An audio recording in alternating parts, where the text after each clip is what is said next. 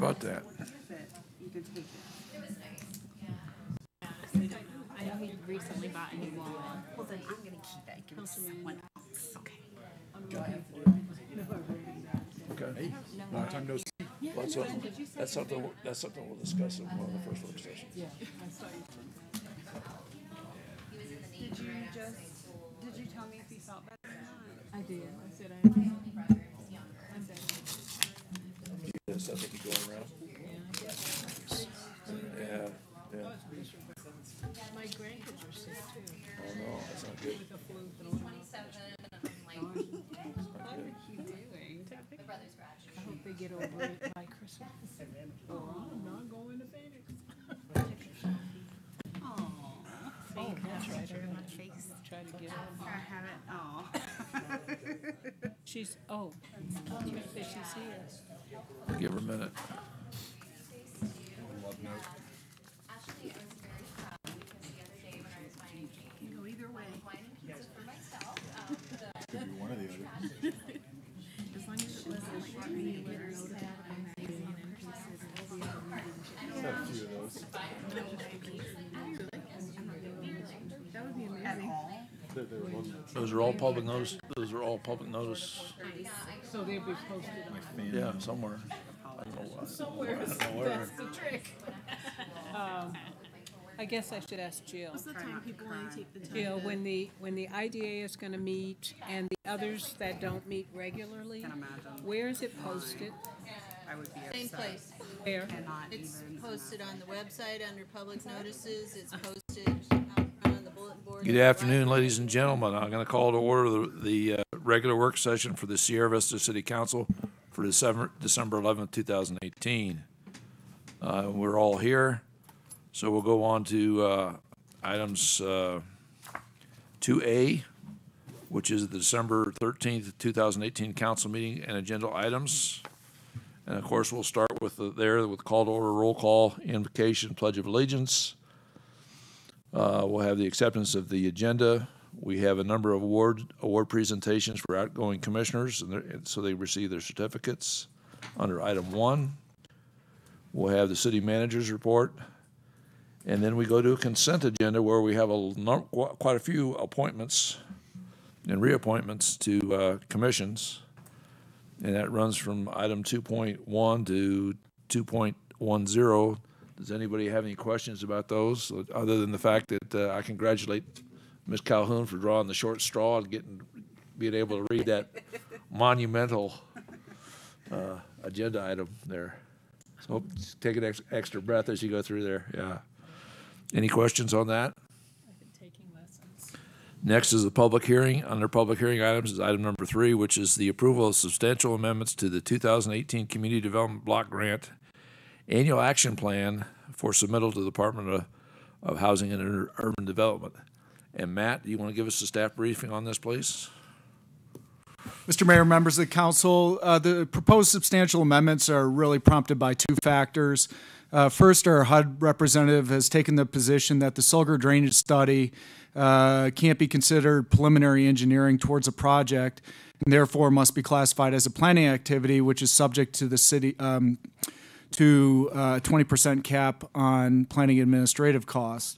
Second, our internal construction estimate for the stormwater basin at Timothy Lane Park is double what we initially anticipated prior to the soil testing being performed and the size and scope of the basin being designed. The budget for the Sulgar drainage study in the approved plan was $70,000. We're proposing to amend the annual action plan to reallocate $42,000 of that amount towards providing park amenities, landscape, and a trail connection to golf links at Timothy Lane Park, and apply the $28,000 balance towards sidewalk construction in conjunction with the ADA sidewalk ramps in the target areas. Further, we're proposing to split the scope of the Sulgar drainage study, which is more aptly named Design Concept Report, into 2 phases. We propose to use $30,000 of our administration budget to cover the first phase this year. The second phase could be included in the next grant cycle, with the timing working out better so as to take into account the benefits derived from the stormwater basin at Timothy Lane Park. A 30-day public comment period on the proposed amendments has been advertised in the newspaper and will commence following the public hearing on Thursday in accordance with our citizen participation plan. And with that, I'll answer any questions. Questions? Okay. All right, any comments? Then we'll go on to the next one. Thank you, Matt. Appreciate it. Next, item number 4 is the personnel policies and procedures. And if you're ready, Ms. Fleming. Well, good afternoon, Mayor and Council. Thank you. So the first item I have on here, item 4, this is the ordinance that would rescind the current ordinance and replace it with the new wording. The big change on this, as we discussed in the work sessions, is that this will allow the personnel rules and regulations to be approved by resolution going forward versus ordinance. Okay, any questions? First one's pretty simple. Then we go on to, under new business, we also are going to talk about the approval of the personnel rules and regulations. Ms. Fleming. Yes, Mayor and Council again. So this is the big document, the 74-page document that y'all have had, and that we spent a couple of work sessions in November going through item by item. So this is the actual final document being presented to you by resolution for your consideration on Thursday. Following those work sessions, there were a few additional comments that have been received. We'd had a lot, and so we made some changes. They're outlined there in my memo, just to give you an idea of why. The first one, there was a comment that came back to us that said, you know, you don't have anything saying what happens at the end of a leave of absence or light duty or something. So we went in and we added that line, that sentence there that's in there. And then it was also brought to our attention that we needed to add the definition that is referenced in there for senior management. So in the first section where we have all the definitions, that was added in. And then the Rule 4 under class and comp on standby and call-out pay, that currently reads per week. There's been a practice where they're doing it per pay period. There wasn't really any reason why they can't do it per pay period on the rotation, so we changed the wording to say instead of calendar week, per pay period, which in turn makes 2 weeks. So wording changed there. And then we updated the definition for safety sensitive in Rule 7, Section 3K, and we just added the 3 words where it says primary responsibilities. We added or essential functions there. And those are the only changes that we've made since the work sessions in the final document and the one you have before you today. Questions or discussion? I know it's been a lot of work, and I think everybody's glad to finally see it cross the finish line. So hopefully we'll get 99.9% of it right, so we won't have to come back and visit this, you know, on a regular basis. Okay. So any other questions for Ms. Fleming on this issue? Then we go to item 6, which is the amended classification compensation plan. Ms. Fleming. Yes, this is being amended. So this was presented to you during the budget time this last year, and I'm bringing it back to you today because as the council approved a couple of months ago or a month ago, we're bringing over the CCOM employees that currently work for Cochise County to the city of Sierra Vista effective December the 24th of this year. One thing we did not have in the current class and compensation some of the positions that will be coming over. So we have submitted this to you for consideration for amendment and approval of a revised class and comp that would add the CCOM positions on there. There is no dollar amount change. It's just adding them to our class and comp as they have been county, and just moving ours over with those to the CCOM under the exact same.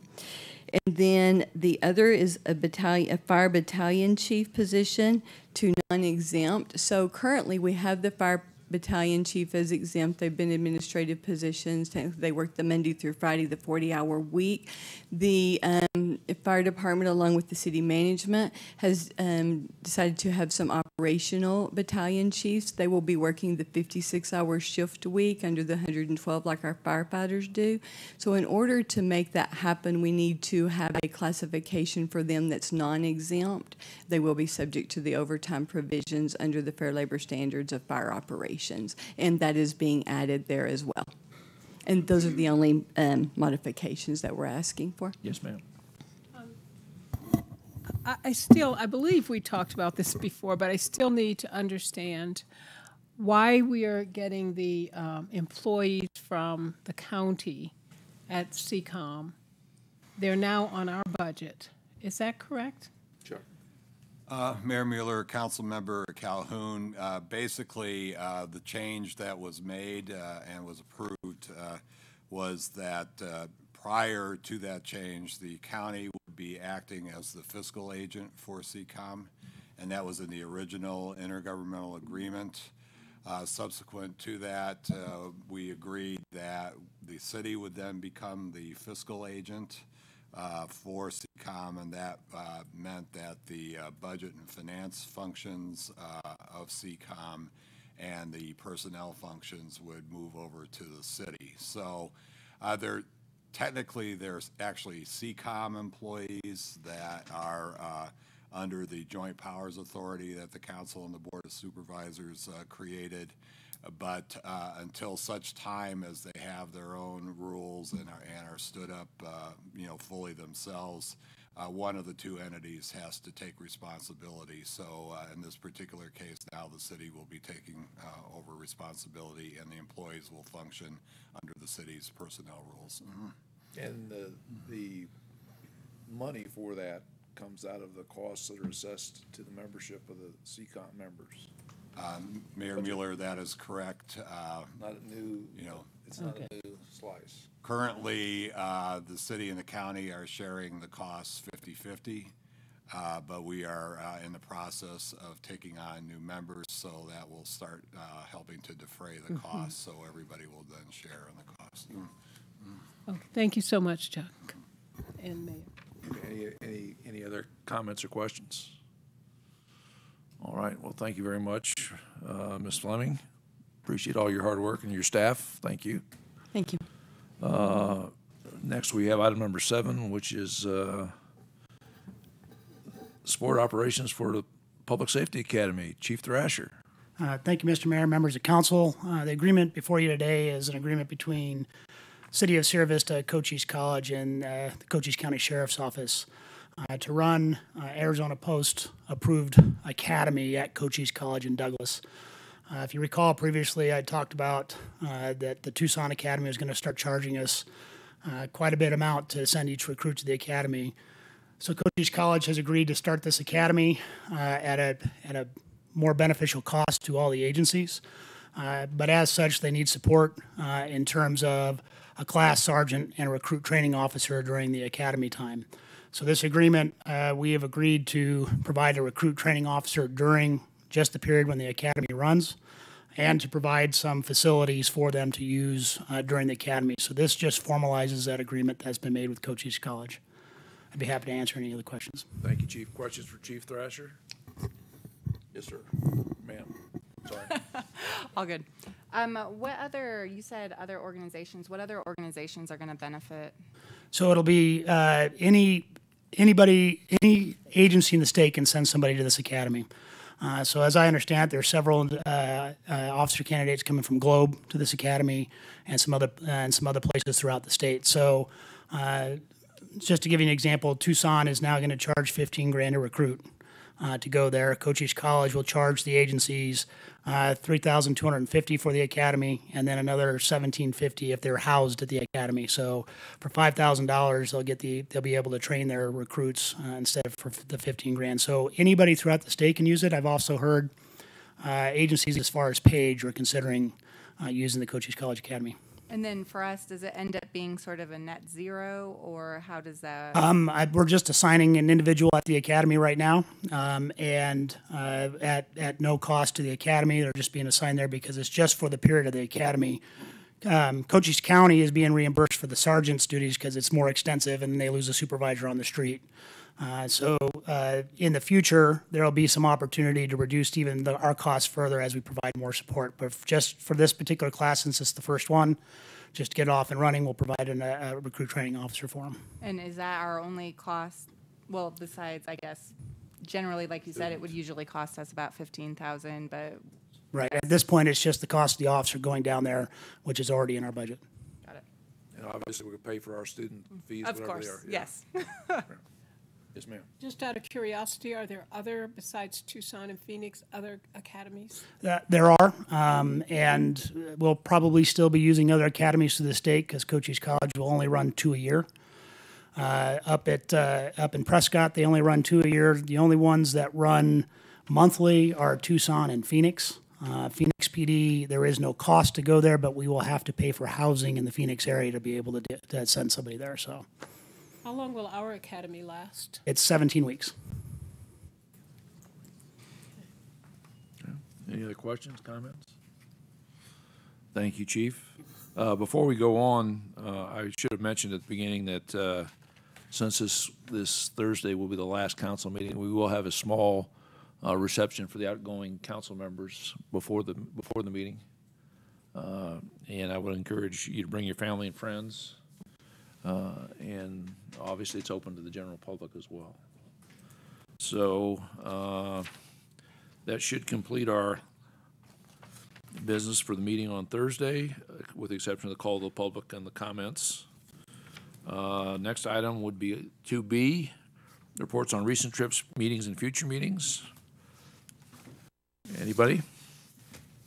I know this is a slow time of the year, particularly slow. Yes, I ma'am. did attend a Carmichael Neighborhood Association meeting, and I just want to comment that they're as involved as ever in the West End, and you may want to add something, Matt, because I don't know all the details, but I know Brian Sayers continues to work with the captains group from Fort Huachuca and with members of the community who help with cleanups, and it's just amazing the energy and interest that the folks who attend that meeting have for maintaining a real positive neighborhood attitude for the West End and for the Carmichael neighborhood area.